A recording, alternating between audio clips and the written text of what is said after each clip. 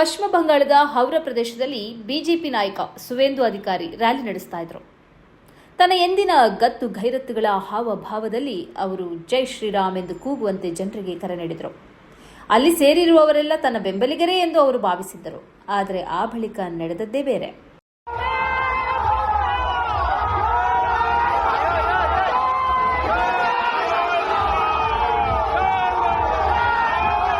ಅವರ ವಾಹನದ ಸುತ್ತ ಸೇರಿದವರು ಜೈ ಶ್ರೀರಾಮ್ ಎಂದು ಕೂಗುವ ಬದಲು ಜೈ ಬಂಗಾಳ ಎಂದು ಕೂಗತೊಡಗಿದರು.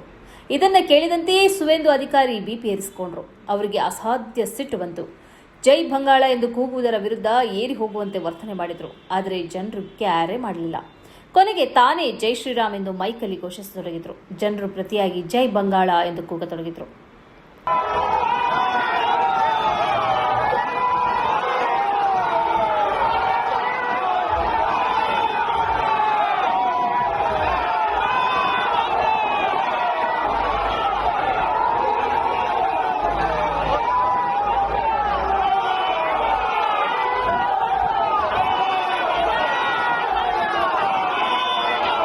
ನಿಜವಾಗಿ ಈ ವಿಡಿಯೋ 2025 ಜುಲೈ 30 ಚುನಾವಣೆಯ ಹಿನ್ನೆಲೆಯಲ್ಲಿ ಸೋಷಿಯಲ್ ಮೀಡಿಯಾದಲ್ಲಿ ದೊಡ್ಡ ಮಟ್ಟದಲ್ಲಿ ಇದು ಪುನಃ ವೈರಲ್ ಆಗ್ತಾ ಇದೆ.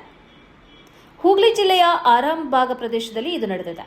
ಆಗ ಅವರು ಕನ್ಯಾ ಸುರಕ್ಷಾ ಯಾತ್ರೆ ನಡೆಸ್ತಾ ಇದ್ರು. ಇವರು ತೃಣಮೂಲ ಕಾಂಗ್ರೆಸ್ನ ಉನ್ನತ ನಾಯಕರಾಗಿದ್ರು. 2021ರಲ್ಲಿ ಬಿಜೆಪಿ ಸೇರ್ಕೊಂಡ್ರು. ಟಿಎಂಸಿ ಬೆಂಬಲಿಗರು ಇವರನ್ನ ವಿಶ್ವಾಸದ್ರೋಹಿ ಅಂತ ಕರೀತಾರೆ. ಆದ್ದರಿಂದ ಇವರನ್ನ ಕಂಡ ಕೂಡಲೇ ಟಿಎಂಸಿ ಕಾರ್ಯಕರ್ತರು ಜೈ ಬಂಗಾಳ ಎಂದು ಘೋಷಣೆ ಕೂಗಿ ಪ್ರತಿಭಟಿಸುತ್ತಾರೆ.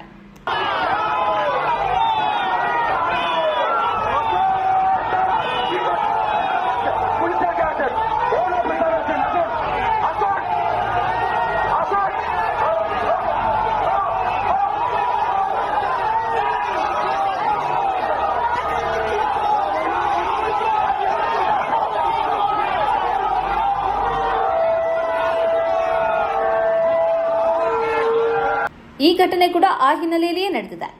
ಇವರು ಯಾತ್ರೆ ನಡೆಸ್ತಾ ಇದ್ದಾಗ ಟಿಎಂಸಿ ಕಾರ್ಯಕರ್ತ ಜೈ ಬಂಗಾಳ ಎಂದು ಘೋಷಿಸಿದ್ದಾರೆ.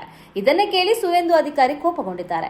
ಅವರು ಜೈ ಶ್ರೀರಾಮ್ ಎಂದು ಕೂಗುವಂತೆ ಆ ವ್ಯಕ್ತಿಗೆ ಒತ್ತಾಯಿಸಿದ್ದಾರೆ. ಆ ವ್ಯಕ್ತಿ ಮತ್ತೆ ಜೈ ಬಂಗಾಳ ಎಂದು ಕೂಗಿದಾಗ ಸುವೇಂದು ಅಧಿಕಾರಿ ಒರಟಾಗಿ ವರ್ತಿಸಿದ್ದಾರೆ. ಆ ವ್ಯಕ್ತಿಯನ್ನ ರೋಹಿಂಗ್ಯಾ ಅಂತ ಕರೆದಿದ್ದಾರೆ. ನಿನ್ನ ಚರ್ಮವನ್ನು ಸುಲಿಯುತ್ತೇನೆ ಎಂದು ಬೆದರಿಕೆ ಹಾಕಿದ್ದಾರೆ. ವಿಡಿಯೋದಲ್ಲಿ ಅಧಿಕಾರಿ ಆಕರ್ಷಿತರಾಗುವುದು ಕಾಣಿಸುತ್ತದೆ. ಬಿಜೆಪಿ ಸೇರಿಕೊಂಡ ಬಳಿಕ ಅವರು 24 ಕ್ಯಾರೆಟ್ ಬಿಜೆಪಿಯಾಗಿ ತೋರಿಸಿಕೊಳ್ಳುವುದಕ್ಕೆ ಪ್ರಯತ್ನಿಸುತ್ತಿದ್ದಾರೆ. ಪಶ್ಚಿಮ ಬಂಗಾಳದ ಹಿಮಂತ್ ಬಿಸ್ವ ಶರ್ಮಾ ಆಗಲು ಪ್ರಯತ್ನಿಸುತ್ತಿದ್ದಾರೆ. ಮುಸ್ಲಿಂ ದ್ವೇಷದ ಹೇಳಿಕೆಗಳನ್ನು ಪದೇ ಪದೇ ಕೊಡತೊಡಗಿದ್ದಾರೆ. ಮುಂದಿನ ಮುಖ್ಯಮಂತ್ರಿ ಕ್ಯಾಂಡಿಡೇಟ್ ಆಗುವುದು ಅವರ ಉದ್ದೇಶ. ಇದೀಗ ಅವರ ಈ ಹಿಂದಿನ ವಿಡಿಯೋ ಸೋಷಿಯಲ್ ಮೀಡಿಯಾದಲ್ಲಿ ಹರಿದಾಡುತ್ತಿದೆ. ಚುನಾವಣಾ ರ್ಯಾಲಿಯಲ್ಲಿ ಅವರು ಹೀಗೆ ಮಾತಾಡಿದ್ದಾರೆ ಅಂತ ಹೇಳಲಾಗ್ತಿದೆ. ಇದೀಗ ಈ ವಿಡಿಯೋ ಪಶ್ಚಿಮ ಬಂಗಾಳದುದ್ದಕ್ಕೂ ಹರಿದಾಡುತ್ತಿದ್ದು ಅವರನ್ನ ಬಂಗಾಳ ವಿರೋಧಿ ಎಂದು ತೃಣಮೂಲ ಪ್ರಚಾರ ಮಾಡುತ್ತಿದೆ. ಜೈ ಬಂಗಾಳ ಎಂದು ಹೇಳದ ವ್ಯಕ್ತಿ ಬಂಗಾಳದ ಹಿತಾಸಕ್ತಿಯನ್ನು ಹೇಗೆ ಕಾಪಾಡಬಲ್ಲ ಎಂಬ ಪ್ರಶ್ನೆಯನ್ನು ಅವರು ಹಾಕ್ತಿದ್ದಾರೆ. ಸುವೇಂದು ಅಧಿಕಾರಿಗೆ ಅವರ ಒರಟು ವರ್ತನೆಯೇ ಮುಳುವಾಗ್ತಿದೆ.